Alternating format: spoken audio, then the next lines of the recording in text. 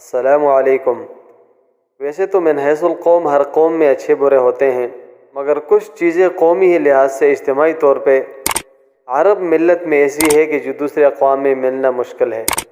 जैसे खामोश सखावत, रहमदिली, पेश बहा दौलत के होने के बावजूद तकब्बर का न होना। शदीद लड़ाई के वक्त जब कोई कहता है कि सल्ले अलन नबी यानी रसूलुल्लाह सल्लल्लाहु अलैहि वसल्लम पे दरूद पढ़ो, तो फरीक़ैन के गुस्से पे जैसे पानी डाल दिया जाए। ऐसे उनका कुरान को तलफ़्फ़ुज़ के साथ पढ़ना और हर ख़ास व आम को कुरान मजीद की बुनियादी इल्म का होना, जिसकी बुनियाद पर कोई किसी शोबे से भी ताल्लुक़ रखता हो तो वो आगे हो के इमामत करवा लेता है।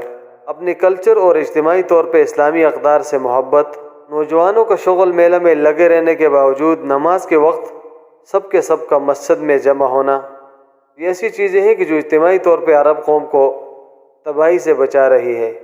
जिसकी एक अनोखी और ख़ूबसूरत मिसाल हाल ही में जब कतर को बैनुल-अक़वामी फ़ुटबॉल मैच की मेज़बानी मिली, तो बजाय इसके कि हमारे ममालिक की तरह लड़कियां नचवाते, मुजरा होता, ढोल ढमक्का होता, कतर की हुकूमत ने फ़ुटबॉल ग्राउंड को दीनी मदारस के तलबा से मुज़य्यन किया और कुरान की तक़रीब हुई।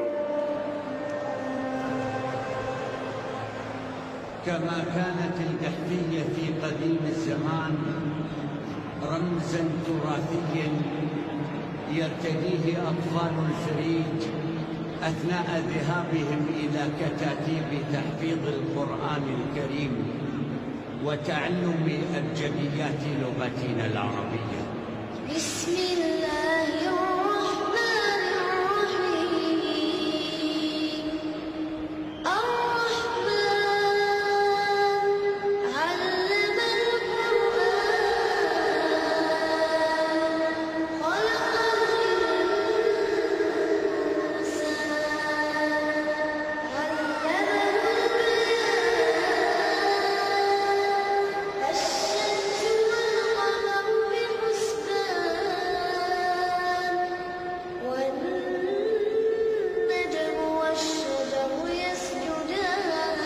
सब्सक्राइब के बटन पे क्लिक करें, बेल के आइकॉन पे क्लिक कीजिए ताकि हर नई वीडियो की नोटिफिकेशन आपको मिल जाए।